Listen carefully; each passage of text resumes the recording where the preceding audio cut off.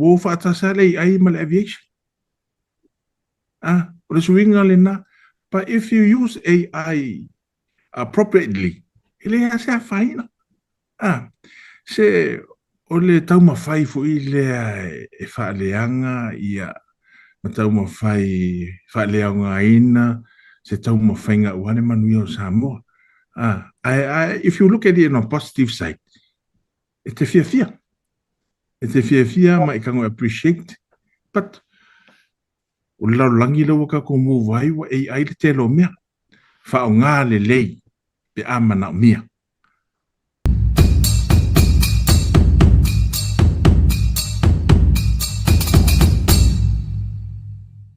Ai tatele o ia ofisili e feololo ne ofisili o winga falau tele ngā sau ma i atatou i mota. Ai ngā ko fie fo ia tua. Ile ata le na mai lunga. Alanga o mana mai isi na ufa manino. O le ata tonu le ai e se a fai ngol fa nga ngol AI. Ai o le afu le fa mo ngol ata le langa pe o ile o mai au ko fa le ngam fa pe mai. A fa o fai nga le la fa mo ma ro fa nga AI lunga winga a mai sau fa manino o le tanga tata mai. Ia ile tu langa na pe na fa ta oto mai e se ata le. Le ata lana tu lunga o se concept design. O le concept design mo a sau. Ai le wha pe ila o le whaino nga. O le wingon whamtalang, ono le taimili nei a sau. Nga le fiko se lau mita le runway. Ia maskako kamai terminal ana iai. A le wha mo le malo. Ina ia converter sau e peo whaleolo. Lono winga. O mea uma lava le te maua i whaleolo. E te tau fui ona maua i a sau. E le taimili nei. Se ua tatou, there is a wo whaatasa le ai ma le aviation. O le suinga le na. But if you use AI appropriately, ele se a faina. Se o le tau mawhai fo i le e whaaleanga ia ma tau whaaleanga ina se tau mawhainga uane manui o Samoa. If you look at it on a positive side, e te fia. E te fia ma i kango appreciate, but o lau langi lau ka ko mō vai wa AI le te lo mea. Wha o ngā le lei pe amana o mea. Ai le wha pe ufai atu no. Wha o ngā le lei pe amana o mea. E pe ia le AI o le mea o le lei po le Panadol. Pato leone o le whala au le Panadol. It's a painkiller. E te inu pe ati ngā lo uru. Pau ala le o le whala au e ei ma le upu lea. Take 2 tablets every 6 hours when required. Pe mana o mia. Whapenga whila le AI. E me whaiona e whangaina se ai e whai se mea. When required. Ai o le mana ia o le taimine. Wo whaatasi ale ai ma le aviation ma mea whapena.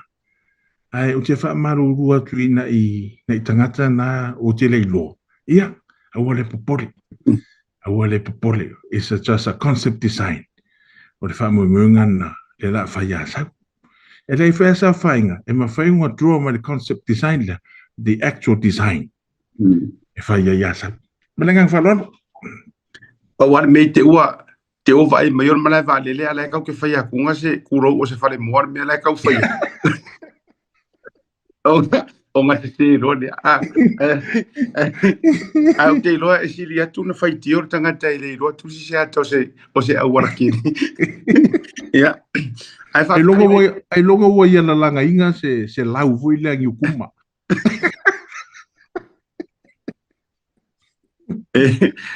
A whetai tele a o e whasoa.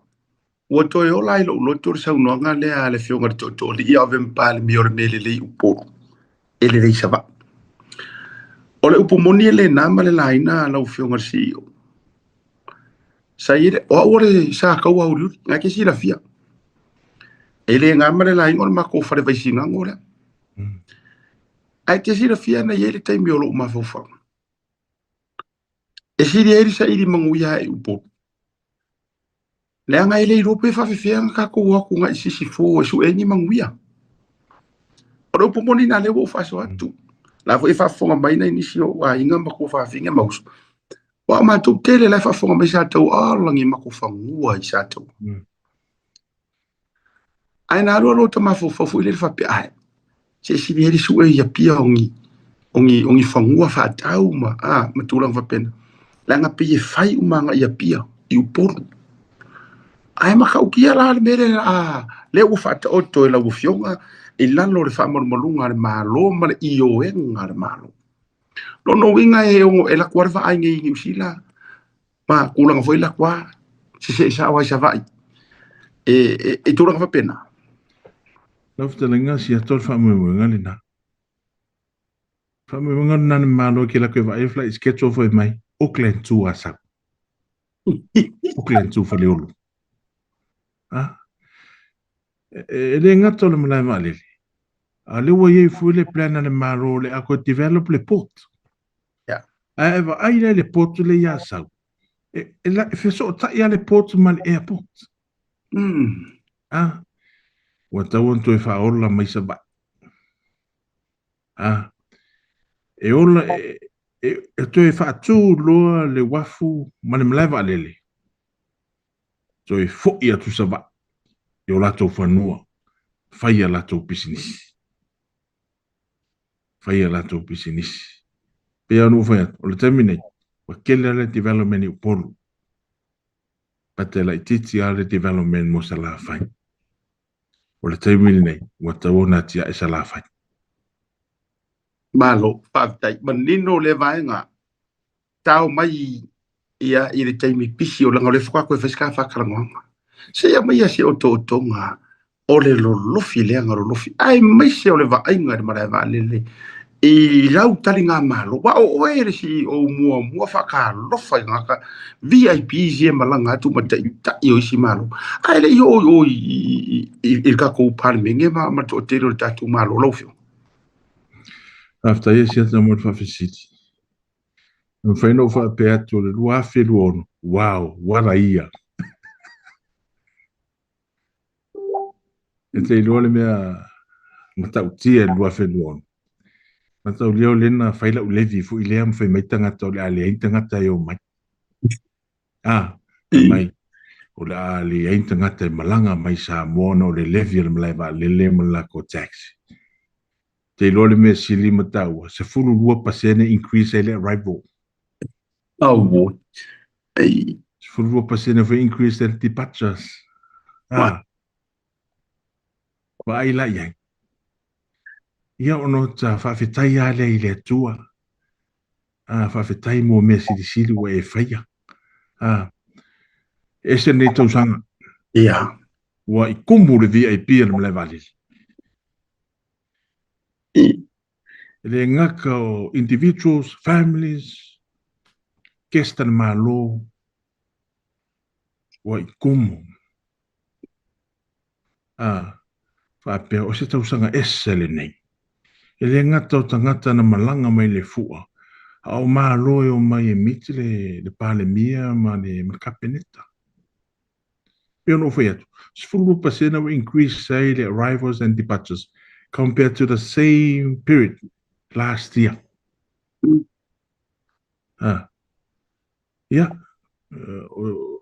O le tele o le tala na aru e le teo maini tangata i Samoa o le tangata o le pase se ma le levi fuina.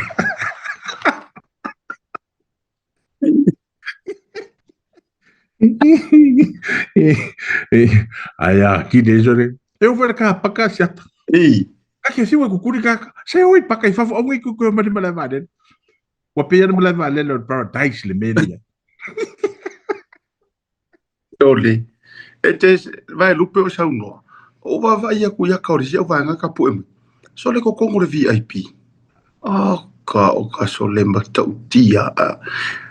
Se mai se na ini fa fita uri no tutupu ia ile ui le pisi matulanga fa pena se mai se o tonga nga nga fight tono mara valele.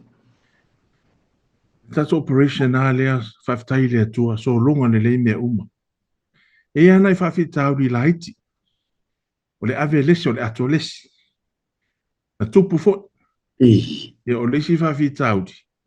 Ua owa le fia ua vai le ainga. Ave lisi atu ai ngalo lisi atu ai whawhetai. Toi maua uma. E vilane mena tupu i eisi ia o te leta ua le kale sia. E langona lo whano no i se tasi o whawhiangainga. Whamei ua lei loa i whaleolo airport langa po langa laptop ea. Ai vi o kule camera. So nena alwa si whaiwhi au langa laptop.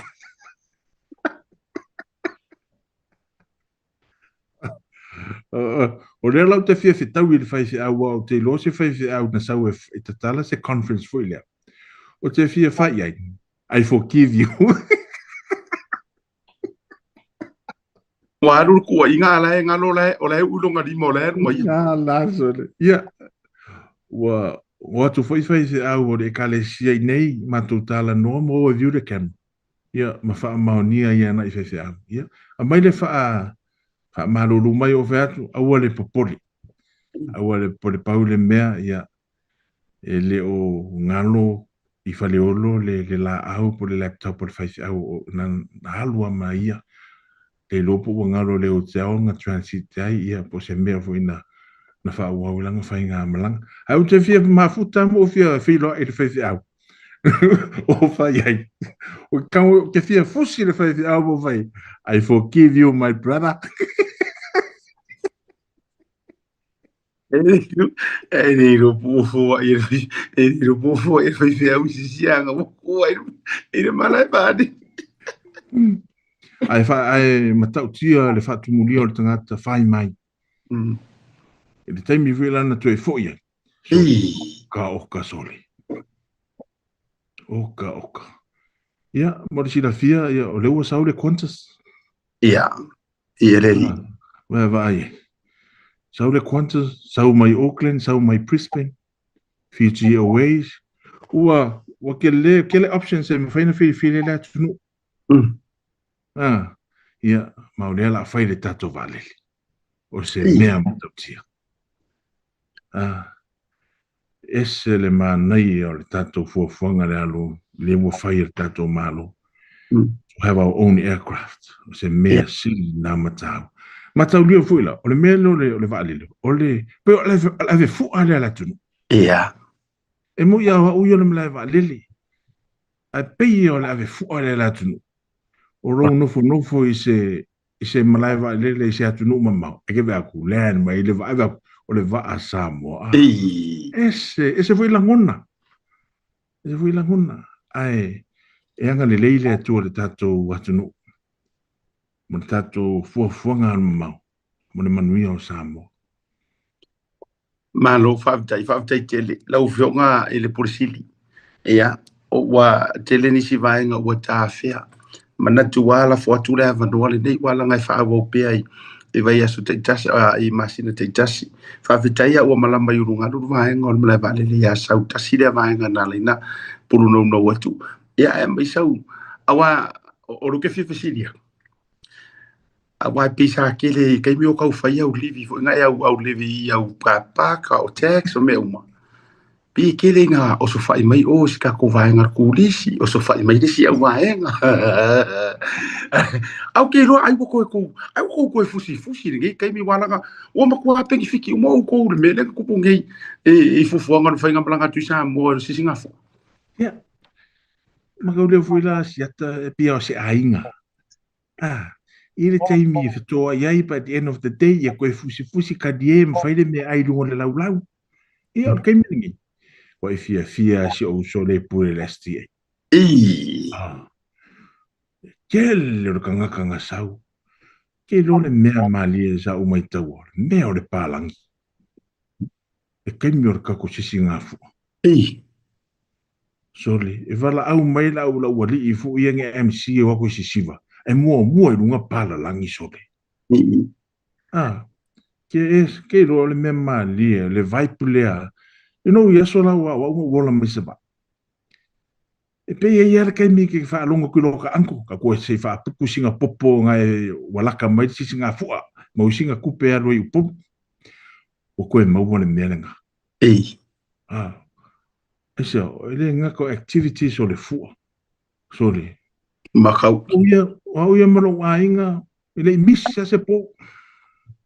Ai lumo al fallo le malo. Aisha. Wa yo ka fia, sorry. La si siva mai ka ngaka wa ka fia siva kwa ifo yo kai. Ma na ia ile lua. Ile lua tama le fionga le pale mia. Oh, ka te po te wa mfaintu ifo lunga le fionga ngaftas.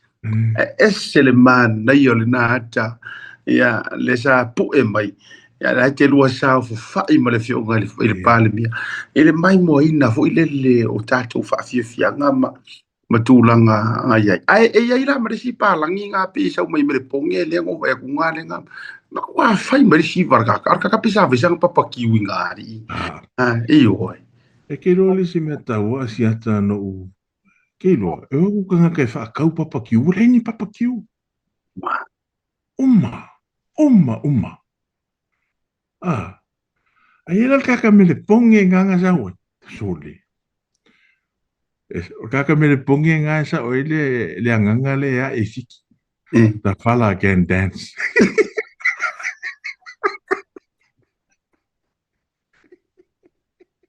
Hey, the fella can dance.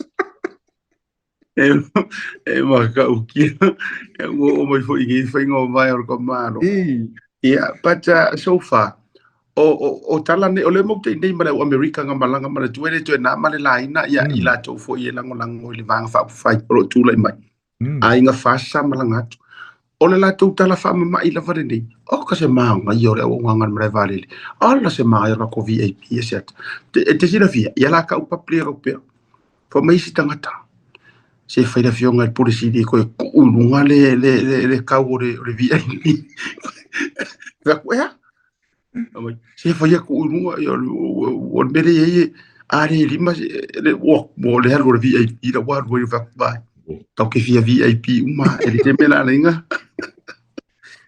ya o te momoli atu le fa fitai le atu no sa fa ngaina ma he o le te mene wa fai ai conference aisi. Yes, because we have a conference room, we can provide everything. Wa fai ai fono ai singa le o mai le va le fongo ko e pu le va le bisi ala inde ka ngure por wa kwa. E vai yanga nga le o mau i VIP. Ya no te fa fitai le atua. I nei au nanga le tatou malo. Wa ma fai ona access ai o tatou tangata. Pe o le wha muinga fo i lea mo sa vai. Ina i available services i o tatou tangata i sa vai. Le teime umai a sau, umai le wafu i a sau, mani mlai wa lele i a sau. Kua i sui ala wa ai tau whaitu. Ia. Kua i sui ala wa ai. Ai, no futa talo, ta puai mai. Se tau mawhai atu le whai ngā malo. Ina ia tau lau o le wha moe. Ia rei se mea whingatai le tu. Rei se mea whingatai le tu asiata. Se whai mei o le tu o wha manianga. Le o le tu o wha manianga e. Fua i mea le tu a tupe whai e le tato ngā ruenga. Ia wasa mō na tangata. Mananganga whalona? Malo whaftai. Mana tōre no whai. Le ala whatu i lau whionga le. O te lo ole umanino ale. Tūlanga i tāpena ngari tātou malai vale. Le poi fo inisi fofuanga. Ia te tau wai ona whaafonga mawala tunu ua tūsai o nanga tātou. Ia marisi whaamanatu fo ia i la tau e whai maranga tu tono si o tātou tunu. La whatu lewa no whai ure lau whionga. Whaftai siata. Ia e mamoni atu lau whaftai tele lama. I sa mua papa au ia tunu mamau. Sa mawhai. Ona whai malanga mai. Ia ma whaonga foi tātou malai waalele i ona au nanga. Pio le VIP me whapena. Whaaftai le loto nu. Whaaftai le loto atunu. Ia, o la uata talo. Toe o mai. Masana o mai pea. Ia, o le a foi se au nanga ua le tauta mali. Ia wha maru watu. e poto ale tautai ia i lava le taimi se ai fo i le tautai lana whainga o lana whaipa. Ai o loo langona ma loo whaatau ba.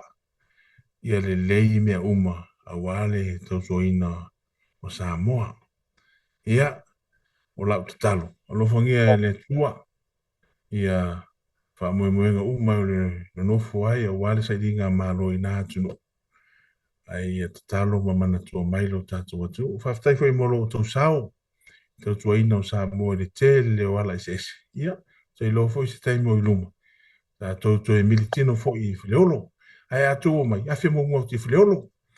Awhi mungu ti whileolo tātou tala noa ma tātou whasoa. Ia eri o maito a inga piki o kou. Ai, manu ia tele ia fuafuanga le nei fiafi. E ngata fwoi lea lo ftalenga siata le au mau ina atunu. Ia alofangia le tua wha moe moenga uma. E fwoi staimi tu taliu mai ni usila le mea lo ia ile ainga ia. Alofangia le tua la uma ia tautai le tua i wha moe moenga. Ia o te lo fwoi staimi tato whilo i nei. Don't forget this is your home.